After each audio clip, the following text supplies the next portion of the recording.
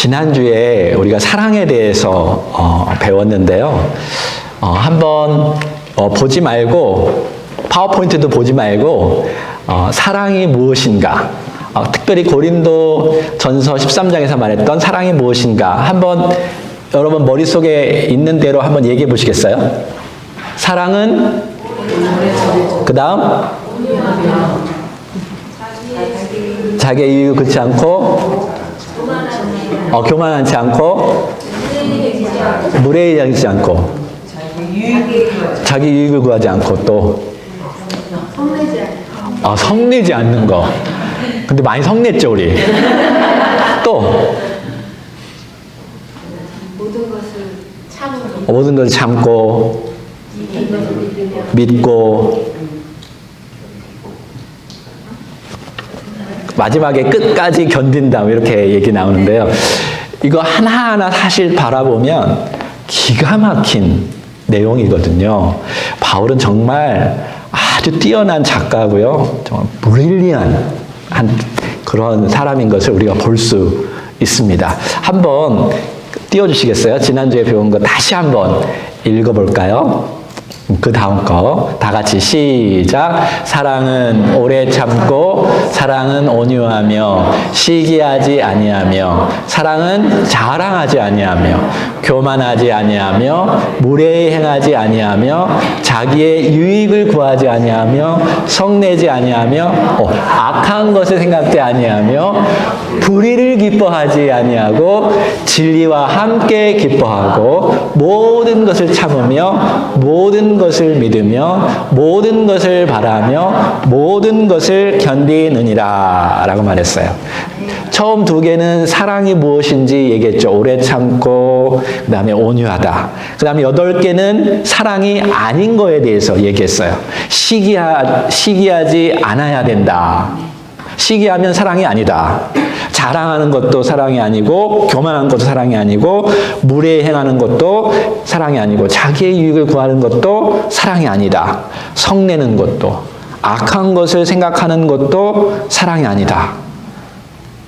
그리고 마지막 5개는 다시 사랑이 무엇인지 다시 이야기하면서 포괄적으로 마치는데요. 제가 특별히 여기 7번째 부분을 빨간 글씨로 얘기했죠.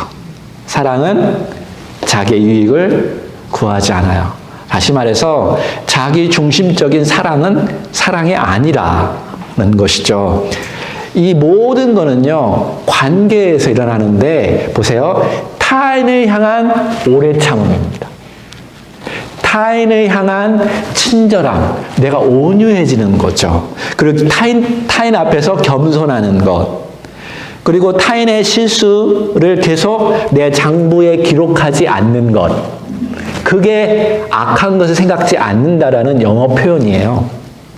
그 다음에 타인의 현재의 부족함, 그 실수에도 불구하고 하나님께서 그 타인을 고칠 수 있고 변화시킬 수 있다는 그 믿음을 가지고 견디는 것, 그게 사랑이라고 제가 지난주에 강조를 했습니다. 그래서 모든 것이라는 것은요, 어떤 all circumstance, 어떤 상황이든지 내가 믿겠다라는 거예요. 하나님이 고칠 수도 있다라는 것을. 그럴 때 사랑이 가능한 거죠. 이것은요, 그리스도가 보여준 사랑입니다. 그리스도 삶 속에서 다 나타난 거죠. 하나님 아버지의 사랑이에요. 그리고 지금 성령님께서 우리 안에서 만들어가고자 하는 사랑입니다. 아멘. 이건 안 하나요? 여러분 왜 교회에 오셨어요? 이거 배워서, 진리의 말씀 배워서 내 삶에 실천하면 그것이 세상에 변하기 때문에 그래요. 자, 그리스도의 몸 안에 있다고 그랬어요, 우리가. 그죠? 그래서 그리스도의 몸 안에 있는 사람은 그리스도의 사랑을 따라서, 그 사랑의 방식을 따라서 살아가는 사람들입니다. 그게 그리스도 안에, 몸 안에 있는 사람들의 특징인 거예요. 그것이 교회입니다.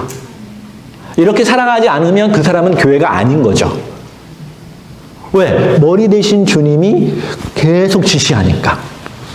그러면 몸된 지체들은 그 지시에 따라서 사랑을 해야 그 교회가 하나님이 원하시는 교회가 공동체가 되는 것입니다. 자, 그래서 바울은 계속해서 왜 사랑이 최고의 은사이고 왜 사랑이 모든 은사보다 더 중요한지, 왜 그 길을 이야기하는지 계속 설명해 주고 있어요. 오늘 그 부분에 대해서 배워보겠습니다. 여러분 좋습니까? 네. 아멘. 네. 자, 9절, 8절을 보겠습니다. 다 같이 시작.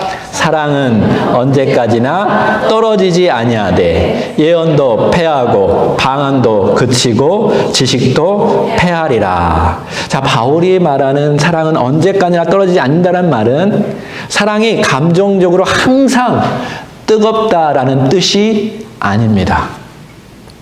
근데 여러분 사랑이 항상 뜨거워지기를 원하시죠? 우리 젊은이들 특별히 항상 뜨거운 사랑을 하기를 원하는데요. 그런 표현이 아니에요. 바울이 말하는 사랑은 하나님의 성품으로 나온 것이기 때문에 여러분 지식도 끝나고 예언도 방언도 이제 멈춰질 건데요. 사랑은 결코 무너지지 않는다라는 의미입니다. 집을 지을 때 비계가 필요해요. 철조물이 필요합니다. 여러분 집 처음에 지을 때 건물 지을 때 막 철조물 같은 거가 이렇게 쌓여져 있는 거 보죠. 그래서 사람들이 거기 계단 같은 데 올라가서 뭐 벽도 만들고 또 시멘트도 바르고 그러면서 집이 지어지는 것을 여러분 볼 수 있어요. 그거를 비계라고 하더라고요. 돼지 그 비계도 비계, 이것도 비계, 똑같은 비계라고 말해요. 근데 집이 완성되면요, 그 철조물들 다 어떻게 하죠? 철거해버려요. 없애버립니다. 근데 그 비계가 나쁜 것은 아닙니다. 공사 중에는 꼭 필요하죠. 그것이 없을 때는 건물을 지을 수 없기 때문에 그렇습니다. 그러나 집이 완성되면 그 비계는 철거되고 말아요. 여러분 은사도 지식도 또 사역도 마찬가지예요. 하나님께서 교회를 세우라고 주신 귀한 도구입니다. 그러나 그것 자체가요, 목적은 아니에요. 우리의 최종 목적은 그리스도의 몸을 세우는 것입니다. Our final purpose is to build the body of Christ. 어떻게 해요? 최고의 사랑을 함으로 말미암아. 최고의 사랑이 뭐죠? 하나님을 사랑하고 내 이웃을 내 몸과 같이 사랑함으로 그리스도의 몸을 세워가는 것입니다. 그래서 교회가 그리스도의 사랑을 나타내는 공동체가 되는 거예요. 이렇게 하나님의 나라가 이 땅 가운데 세워지는 것입니다. 이것이 예수님이 꿈꾸어 놓은 하나님의 나라, 이 땅 가운데 세우는 거예요. 비록 여러분 이 교회가 세상적으로 보기에는 작을지 몰라요. 그러나 결코 작지 않습니다. 왜냐하면 거기에는 하나님 아버지의 뜻이 있고 그리스도의 사랑이 있고 성령님께서 지금 시간과 공간을 초월해서 역사하고 있기 때문에 그렇습니다. 그러므로 이 교회는요, 어마어마한 The body of Christ, The kingdom of God, 하나님의 나라입니다. 하나님의 사랑이 지금 흘러가는 거룩한 공동체가 바로 여기에요. 그러므로 지금 그리스도의 몸을 세워가는 여러분과 제가 아주 중요한 자리에 있다라는 사실을 꼭 기억하십시오. 그런 면에서 제가 이 설교는요, 지금 EM하고 똑같이 나가는데 우리 찬양팀이요, 찬양을 잘하는 것보다 더 중요한 게 뭐냐면 성도를 사랑하는 것입니다. 교사는 지식을 잘 전하는 것보다 더 중요한 것은 한 영혼을 사랑하는 것입니다. 목회자는 설교를 잘하는 것보다 더 중요한 것은 양을 사랑하는 것입니다. 성도는 교회를 잘 다니는 것보다 더 중요한 것은 그리스도의 몸을 사랑하는 지체가 되는 것입니다. 여러분, 이 사랑이 우리 교회의 본질이에요. 우리가 추구해야 할 목적입니다. 이 사랑이 교회를 살리는 생명줄이라는 거예요. 그걸 그리스도께서 먼저 보여주셨고 우리는 다 그분의 지시에 따라서 이 사도 바울이 얘기한 그 사랑을 계속 하라는 거야. 그러면 그리스도의 몸이 세워지고 하나님 나라가 확장된다라는 것입니다. 아멘. 하나님께서 우리에게 그 방법을 다 가르쳐 주셔요. 분명히 알려주셔요. 오늘도 가장 좋은 길, 가장 좋은 것 알려주고 계십니다. 자, 9절 다 같이 읽겠습니다. 시작. 우리는 부분적으로 알고 부분적으로 예언하니 온전한 것이 올 때에는 부분적으로 하던 것이 패하리라 라고 그랬어요. We know in part. part만 안다라는 거야. 특별히 바울이 우리는 부분적으로 알고 부분적으로 예언한다고 말했어요. 여기서 우리는요, 단순히 일반 성도들을 가리키는 것이 아니라 사도 바울 자신을 포함해서 얘기하는 거예요. 자, 나도 포함해서 부분적으로 알고 부분적으로 예언한다라는 것입니다. 바울은 당대 최고의 학자이고 최고의 신학자이고 실제로 부활하신 주님을 눈으로 보았고요. 성령의 감동으로 교회에게 편지를 써서 성경에 기록해 놓은 사람입니다. 여기서 안다는 것은요, 하나님께서 계시해 주신 것에 대한 알입니다. Revelation. God revealed. 그것만 안다라는 거예요. 사도 바울은 하나님이 나에게 주셨던 그 하나님의 지식만 내가 지금 알고 있다라고 말하는 그 파트만 알고 있다. 여기서 예언은 하나님의 뜻을 선포하는 것을 의미하죠. 구약의 선지자 예언자들 다 하나님의 말씀을 받아서 선포했어요. 그래서 이 예언 안에는 백성들에게 하나님의 말씀, 경고, 회개하게 하고 또 격려하고 소망을 갖게 하는 것을 선포한 것입니다. 이게 예언이에요. 마치 오늘날로 말하면 설교하는 것과 마찬가지예요. 자, 바울이 말합니다. 우리는 저도 포함하고 여러분도 포함하고 그 당시에 최고의 신학자였던 바울도 포함해서 우리는 파트만 알고 파트만 설교한다는 거. 그렇다면 오늘 말씀을 가르치고요, 설교하는 사람은 정말로 겸손해야 합니다. 아무리 많이 공부하고 아무리 성경을 깊이 연구해도 바울보다 더 뛰어난 사람은 없습니다. 맞나요? 베드로도 같은 경고를 했어요. 베드로후서 3장 16절 같이 한번 읽어보겠습니다. 시작. 또 그 모든 편지에도 이런 일에 관하여 말하였으되 그 중에 알기 어려운 것이 덜어 있더니 무식한 자들과 굳세지 못한 자들이 다른 성경과 같이 그것도 억지로 풀다가 스스로 멸망에 이르느니라. 지금 베드로는 이 바울의 편지를 들어서 얘기하는 거예요. 이 안에도 우리가 이 베드로 자신도 이해하기 어려운 부분이 있다라는 거예요. 자, 여러분, 성경에는요, 우리가 이해하기 어려운 부분이 있습니다. 맞죠? 되게 궁금하죠? 알고 싶죠? 근데 다 알려주지 않았어, 하나님께서. 알려주신 것은 우리가 분명히 알아요. 근데 알려주시지 않은 건 우리는 몰라요. 맞죠? 그러니까 너무 막 구약에서 뭐 네피림이 무언가 막 거대한 뭐 이런 게 나오면 그냥 있다라고 생각하고 나중에 천국 가서 물어보면 돼요. 그거 막 유튜브 찾아가지고 막 이렇게 저렇게 얘기하는데 잘못 풀다가 문제가 있다라고 바울이 그 당시에도 그런 사람이 있었다고 지금 이야기하는 거예요. 마치 자기가 성경에서 말하지 않은 특별한 계시를 받아서 말하는 것처럼 말하다가 그 사람의 멸망에 이르렀다라고 그 당시 베드로가 지금 얘기한 거예요. 근데 많은 이단들이 지금도 그렇게 하고 있어요. 성경이 분명하지 말하지 않는 것은 자기만 아는 것처럼 이야기하는 사람들이 이단자들이죠. 부분적인 지식을 가지고 전체를 다 이야기하는 것처럼 이야기합니다. 근데 바울이 그랬어요. 나도 부분적으로 알고 부분적으로 예언한다라고 말했습니다. 자, 그러면 질문 있죠. 바울이 부분적으로 알고 부분적으로 예언한다면 성경이 불완전하다라는 뜻인가요?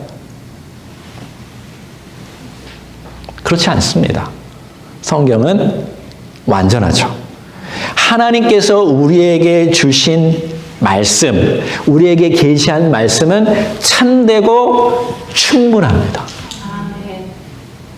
구원에 이르기에 충분하고 하나님의 말씀을 가지고 교훈하고 책망하고 바르게 하고 의에 이르기에 충분하다고 디모데 전서에 분명히 이야기했죠. 그러니까 하나님이 계시한 것, 그것은 충분해요. 근데 계시하지 않은 부분에 대해서는 모르잖아요. 바울이 지금 이야기하는 거예요. 자, 바울 자신도 나는 주님처럼 모든 것을 아는 사람이 아니다라는 거예요. 바울도 하나님께서 계시한 것 그 이상으로는 알지 못한다라고 우리에게 얘기하는 거예요. 바울의 지식과 선포도 주님께서 친히 가지신 지식과 비교하면 극히 부분적이라는 것입니다. 자, 한 번은 예수님 시대에 율법학자들이 찾아왔죠. 그리고 구약 성경을 가지고 예수님을 테스트했죠. 시험해 보았습니다. 그들은 자신의 구약의 율법을 항상 연구했겠죠. 그러니까 최고로 잘 아는 사람이라고 여겼어요. 그러나 구약의 원제자이신 예수님 앞에서는 감당할 수 없습니다. 맞죠? 예수님은 구약의 말씀의 본 뜻을 가지고 설명하니까 사람들이 다 깜짝 놀란 거예요. 그때에도. 그냥 사람들이 가르쳐준 대로 율법을 이렇게 이해하다가 예수님이 그 본 뜻을 얘기하니까 사람들이 깜짝 놀란 거예요. 야, 너희들 간음하지 말라고 그랬지? 그 당시 사람들은 여자하고 남자하고 관계를 맺는 게 간음이라고 생각했는데 아니야, 본 뜻은 네 머릿속으로 생각하는 것도 간음이라고 예수님 말씀하셨어요. 그러니까 하나님이 본 뜻을 예수님이 분명히 선포하셨죠. 그러니까 우리가 참 모르는 부분에 대해서 모른다라고 이야기할 수 있는 겸손이 필요합니다. 아멘? 우리가 안다고 생각했던 것보다 그날에는요, 하나님이 훨씬 더 위대한 분이라는 것을 깨닫게 된 것입니다. 우리가 이해했다고 생각했던 그 은혜보다 주님께서 우리에게 베푸르신 은혜가 훨씬 더 깊다라는 것을 그날에는 분명히 깨달을 거예요. 저는요, 지금까지 계속 살아가면서 생각하면 생각할수록 그 은혜가 얼마나 깊은지 지금도 셀 수가 없어요. 진짜 바다를 먹물 삼아서 쓴다라는 게 저는 이해가 가요. 맞지 않나요? 이번 주에 누가 선물을 주셨어요. 꽃을 주셨어요. 근데 이 꽃이 사람들은 돈을 주고 받잖아요. 근데 제가 보니까 이거 진짜 꽃의 주인은 누구예요? 하나님이잖아요. 하나님 거 가지고 돈 받아가면서 살아가더라고요. 여러분은 하나님이 주신 모든 것에 감사하시나요? 그거 하나하나 생각해 보세요. 공기, 나무, 사람, 막 너무나 좋은 게 얼마나 많은데 그냥 공짜로 다 쓰면서 우리는 그냥 뻥뻥거리잖아요. 그 은혜가 얼마나 깊은지 그때는요, 다 알 거예요. 우리가 판단했던 수많은 일들 가운데 우리가 얼마나 부분적으로만 보고 있었는지 그때는 분명히 깨닫게 될 것입니다. 그러니까 겸손해야 돼요. 이것은 신학적인 지식에만 해당하는 말이 아닙니다. 사람을 보는 우리 눈도 부분적이에요. 서로를 이해하는 우리의 지식도 부분적입니다. 자, 부모는 자녀를 안다고 생각하지만 다 알지 못해요. 또 자녀들도 부모를 다 안다라고 생각하지만 다 알지 못합니다. 이 설교를 해줬으면 좋겠죠, 자녀들 앞에서. 지금 김정자님 하고 있어요. 걱정하지 마세요. 자, 남편은 아내를 다 안다고 생각하지만 다 몰라요. 그녀가 과거에 어떤 삶을 살았는지, 지금 어떤 생각하는지 다 모르잖아요. 아내도 남편이 어떤지 다 몰라요. 성도는 목회자를 다 안다고 생각할 수 있지만 몰라요. 목회자도 성도의 마음과 삶을 다 몰라요. 여러분 말하지 않으면 저도 몰라요. 우리는 서로를요, 부분적으로만 압니다. 한 사람의 말 한마디 들었지만 그 사람이 지나온 모든 눈물의 삶 모릅니다.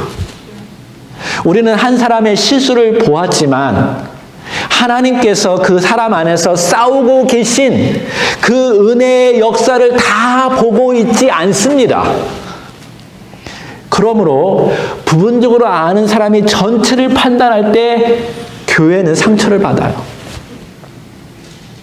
그러나 부분적으로 아는 사람이 사랑하기로 선택할 때 교회는 세워집니다. 자, 11절 계속 읽어볼까요? 시작. 내가 어렸을 때에는 말하는 것이 어린아이와 같고 깨닫는 것이 어린아이와 같고 생각하는 것이 어린아이와 같다가 장성한 사람이 되어서는 어린아이의 일을 버렸노라. 이제 바울은 부분적인 것과 온전한 것을 어린아이와 장성한 자의 비유로 계속 똑같이 설명해 주고 있습니다. 바울이 지금 스스로 얘기하는 거예요. 내가 어렸을 때는 어린아이처럼 굴었어. 자기 중심적이었어 라고 말하는 것입니다. 말하는 것도 생각하는 것도 판단하는 것도 어린아이와 같았다라는 거예요. 어린아이가 말할 때 항상 어떻습니까? 예, 자기 중심적인 미. 자기가 원하는 시간에 자기 마음대로 자기 감정이 움직이는 대로 그냥 말해요. 엄마가 아무리 바빠도 아이는 배고프면 어떻게 해요? 엄마 밥 줘! 상황, 환경, 엄마의 그 삶 아무것도 관계없어요. 자기가 지금 감정적으로 빡빡 얘기해버리는 게 어린아이죠. 생각하는 것도 자기 중심적입니다. 자기에게 잘해주는 사람은 좋은 사람, 자기에게 나쁘게 하는 사람은 나쁜 사람. 그래서 저 우리 어린아이들한테요, 진짜 하루에도 수십 번 좋은 사람이라고 했고 수십 번 나쁜 사람이라고 소리를 들은 적이 있어요. 자기 중심적으로 생각하는 게 어린아이예요. 그렇게 판단하는 것이 어린아이예요. 객관적으로 판단하지 못하고 자기 욕구와 감정을 중심적으로 판단하는 게 어린아이예요. 맞죠? 근데 문제는 무엇입니까? 신앙생활을 오래 했는데도 불구하고 여전히 어린아이처럼 말하고 생각하고 판단한다는 거죠. 고린도 교회가 그랬어요. 내 뜻대로 되면 좋은 교회, 내 뜻대로 안 되면 나쁜 교회예요. 자기 마음대로 교회를 판단하고 정죄하고 자기가 주인인 것처럼 이야기하는 어린아이와 같은 사람들이 얼마나 많습니까? 내가 원하는 대로 목사님이 해주면 그 목사님은 좋은 목사예요. 내가 원하는 대로 안 해주면 나쁜 목사예요. 네. 맞죠? 객관적으로 못 봐줘. 내 뜻대로 되지 않으면 막 실망하고 쉽게 판단하고 쉽게 마음을 닫아버립니다. 자기 감정이 제일 중요한 거예요. 다른 사람의 감정, 공동체의 이 하나님의 역사하심에 대해서는 전혀 관심이 없는 거죠. 그게 어린아이와 같은 신앙이에요. 그래서 바울이 계속 교회들한테 내가 언제까지 너희들에게 이런 메시지를 전해야 하느냐. 좀 커라. 그러면서 바울이 말합니다. 자기도 그랬는데 내가 장성한 다음에는 어린아이의 일을 다 버렸다라는 거예요. 어린아이처럼 생각도 안 하고 어린아이처럼 판단하지도 않고 어린아이처럼 말하지도 않겠다라는 것입니다. 그러니까 장성한 사람은 자기 중심적을 버려요. 아까 사랑에 대해서 얘기했죠. 장성한 사람은 말을 함부로 하지 않아요. 아멘? 타인을 늘 배려해요. 내가 이 말을 지금 해야 할까? 내가 이 말을 하면 괜찮을까? 그 사람의 상황을 볼 줄 아는 사람이에요. 그리고 상대방을 쉽게 판단하지 않습니다. 이게 사랑이라는 거예요. 자, 우리가 부분적으로 알기 때문에 사랑할 줄 알아야 어떤 공동체든 어떤 관계든 회복될 수 있는 것입니다. 자, 네 번째 12절 읽겠습니다. 시작. 우리가 지금은 거울로 보는 것 같이 희미하나 그때는 얼굴과 얼굴을 대하여 볼 것이요 지금은 부분적으로 아나 그때에는 주께서 나를 아신 것 같이 내가 온전히 알리라. 그러니까 지금 부분적인 것과 온전한 것, 어린아이와 장성한 자. 그 다음에 거울에 대해서 이제 비유로 얘기하는데요. 오늘날 거울은요, 진짜 선명해요. 그죠? 거울을 보면 정확하게 내 얼굴에 대해서 알 수 있어요. 근데 지금 바울이 이야기했던 그 당시에는 우리가 갖고 있는 그런 거울은 없습니다. 마치 어떤 금속과 같은 거를 예쁘게 막 반짝반짝 갈아가지고 만든 것이 거울이에요. 저런 거울도 아니에요. 마치 굴이나 놋을 막 닦아서 보는 그런 상황이었어요. 근데 그것도 오늘날처럼 막 깨끗하게 표면이 있는 게 아니라 울퉁불퉁했단 말이에요. 그니 보면 제대로 보이겠어요? 희미하고 울퉁불퉁. 그 형체는 알아볼 것 같은데 정확하게 못 본다는 거예요. 이해가 되시죠? 지금 바울은 그렇게 이야기하고 있는 것입니다. 마치 우리가 하나님을 아는 것이 이와 같다라는 거예요. 하나님 나라에 대해서, 하나님의 세계에 대해서 아는 것이 이와 같다라는 거예요. 알 것은 같은데 정확하게는 알지 못하는 그런 부분이 있어요. 아까도 계속 얘기했는데요. 하나님이 우리에게 분명히 계시한 거에 대해서는 정확하게 알 수 있어요. 하나님에 대해서 너희들이 잘 모르지. 예수님이 이 땅에 와서 그랬어요. 근데 너희가 나를 보면 하나님을 알 것이다. 라고 말씀하셨어요. 그래서 우리가 예수님을 보면서 하나님을 어렴풋이 알게 됩니다. 특별히 하나님이 예수님처럼 사랑하신다는 분인 것을 우리 예수님을 통해서 분명히 알게 되죠. 아멘. 그리고 역사적인 사실인 그리스도의 죽음과 부활을 우리는 분명히 알고 믿습니다. 역사적인 사실이에요. 그리고 그것을 기록한 성경을 우리는 분명히 믿고 받아들입니다. 그러나 하나님의 나라의 모든 것에 대해서는 우리가 아직도 희미합니다. 근데 바울이 지금 말하기는 그날에 가서는 온전한 것이 올 때에는 얼굴과 얼굴을 보듯이 분명히 알 수 있다라는 거예요. 여러분, 그날에는 우리가 직접 우리 눈으로 주님을 볼 것입니다. 그때는 희미함이 사라질 거예요. 요한계시록에서 예수님에 대해서 막 이야기 많이 하거든요. 막 목소리가 막 시냇물처럼 막 거대한 물결 같다고 하는데 이게 뭐지? 좀 희미하잖아. 근데 그때는요, 분명히 볼 거예요. 할렐루야. 아멘. 그러면 부분적인 알미 온전한 알므로 바뀌어집니다. 주님은요, 우리를 완전히 알아요.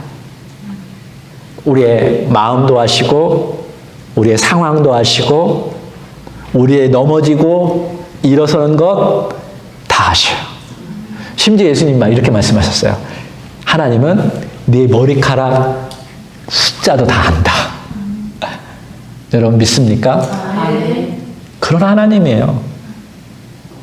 근데 여러분 우리의 형편을 다 모를까요? 다 아셔요. 지금 우리는 주님을 부분적으로 알지만 그날에는 주님께서 우리를 아시는 것처럼 우리도 다 안다라고 지금 바울은 얘기해요. 왜 내 인생 가운데 이러한 고난이 있는지 얼마나 많이 우리가 궁금했나요? 왜 내가 이렇게 기도했는데 나의 형편은 왜 지금 이런 환경에 있는지 우린 정확하게는 알지 못해요. 그러나 하나님이 사랑하는 것을 알고 하나님이 좋은 길을 알려준다는 건 아는데 정확하게 내가 지금 원하는 그 모든 디테일한 것은 우리가 모르잖아요. 근데 그날에 가서는 안다라는 거예요. 그때까지 겸손하게 주님을 의지하면서 기대하면서 믿으면서 주님께서 가르쳐준 그 길, 그 사랑의 길을 따라가라는 거예요. 마지막 절입니다. 13절 다 같이 시작. 그런즉 믿음, 소망, 사랑 이 세 가지는 항상 있을 것인데 그 중에 제일은 사랑이라. 이거는 여러분이 많이 들었던 내용이기 때문에 안 봐도 알 거예요. 자, 예언도 패하고 방언도 그치고 지식도 패하지만요, 믿음, 소망, 사랑은 주님이 오실 때까지 계속 이어질 거야. 근데 왜 사랑이 제일 중요할까요? 믿음은 보이지 않는 하나님을 믿는 것이죠. 지금 우리는 하나님을 눈으로 보지 못하지만 믿습니다. 맞죠? 예수님을 직접 만난 적은 없지만 그분이 살아계시고 역사하신다는 것을 우리는 믿습니다. 그러나 주님께서 다시 오시고 주님을 우리의 눈으로 직접 뵌다면 우리의 믿음은 눈으로 보는 것으로 바뀔 것입니다. 자, 소망은 아직 이루어지지 않는 것을 바라보는 것이죠. 우리는 새 하늘과 새 땅을 소망합니다. 주님과 함께 영원히 거할 하나님의 나라를 소망해요. 근데 그날이 오면 그 소망은 현실이 되죠. 소망은 기쁨으로 바뀔 것입니다. 하지만 사랑은 사라지지 않아요. 무너지지 않아요. 다 기억돼요. 그래서 예수님은 너희들이 행한 것 가지고 내가 칭찬하겠다 했어요. 하나님이 은사들을 주시거든요. 달란트도 주시거든요. 근데 은사 중에 제일 중요한 게 뭐라고요? 사랑. 자, 그 사랑으로 하면 어떻게 한다고요? 착하고 충성된 종아, 내가 더 큰 것을 너에게 줄 것이다. 이 땅에서도 그렇게 하실 건데요. 그 나라 가서도 그렇게 하실 거예요. 사랑으로 행하기를 하나님은 원하셔. 그거는 무너지지 않아요. 영원히 기록될 것이고 영원히 남을 것입니다. 여러분, 예수님께서 우리에게 하신 그 사랑은요, 영원히 잊혀지지 않을 것입니다. 영원히 기록되어지고, 그래서 영원히 그분을 우리는 사랑하고 찬양할 것입니다. 제가 이번 주에 꽃을 선물 받았어요. 제가 그래서 꽃을 너무너무 예뻐가지고 제가 사진을 찍었습니다. 그리고 우리 설교를 이제 다 정리하고 묵상하면서 이 꽃을 한번 앞에서 서게 되었어요. 제가 평상시에 꽃을 잘 안다고 생각하는 사람입니다. 꽃을 든 남자, 이런 거 여러분 아시죠? 꽃을 사랑하는 남자였어요. 그래서 꽃을 받으면 저 굉장히 좋아해요. 네. 근데 하나씩 자세히 들여다보니까요, 이 각각의 꽃들이 정말 다르고 독특하고 너무나 아름답더라고요. 야, 하나님께서 이러한 꽃들을 다 디자인했다면 우리 하나님은 최고의 예술가고 최고로 아름다운 분이시고 내가 최고로 알고 싶은 분이시다. 이 꽃을 보면서 제가 상상할 정도로 제가 이 꽃을 사랑했어요. 근데 그러면서 제가 갑자기 이 설교 말씀이 쫙 들어오면서 회개하는 마음이 생겼어요. 야, 내가 그동안 꽃을 부분적으로 알았구나. 그냥 대충 보고 넘어갔구나. 회개하게 되더라고요. 근데 하나하나 보니까 너무나 아름답고 너무나 귀하고 너무나 소중하더라고요. 여러분 색깔, 와 이런 색깔을 야 이거 보면서 내가 얼마나 좋아하는지 눈이 막 너무 행복해하더라고요. 이 모양을 보니까요 기가 막혀요. 제가 꽃을 그래도 많이 안다고 생각했는데 진짜 신기한 꽃이 많아요. 와 어떤 곳은 진짜 아름다운 여인의 그 한복처럼 그렇게 꽃이 막 만들어진 거예요. 그래서 제가 그걸 좀 보여주려고 사진으로 했는데 여러분 직접 사서 보시기 바랍니다. 우리 교회에 누가 꽃가게 한다는 얘기가 있어요. 그 집에 가서 사서 보십시오. 네, 그 집 거예요. 그리고 제가 이게 하나하나 질감을 이렇게 터치해 봤는데요. 다 달라요. 진짜 달라요. 예수님이요, 이게 솔로몬이 입은 옷보다도 훨씬 더 좋다라는 말이 느껴질 정도로 너무 좋더라고요. 제가 회개했어요. 부분적으로 안 거에 대해서. 다시 우리 교회를 생각해 봤습니다. 이 꽃보다 더 중요한 거는 하나님의 형상을 닮은 사람들인데 내가 너무나 그동안 부분적으로만 보았구나. 부분적으로 이해했구나. 그리고 나서 내가 다 이해한 것처럼 생각했구나. 제가 제 아내도 다 이해한 것처럼 생각하고 말해서 얼마나 상처를 준지 몰라요. 우리 교회 성도들도 제가 다 이해한 것처럼 뭐 기도도 하고 하는데 아니더라고요. 내가 다 아는 게 아니었어요. 또 회개하는 마음 들었어요. 여러분 정말 하나님 앞에서 특별한 존재예요. 하나님이 이 세상의 다른 모든 것도 만드시고 좋아했는데 특히 사람을 만들면서 어떻게 자기 in His image God created human being 했어요. God created a man first. Then He divided into man and woman. You got it?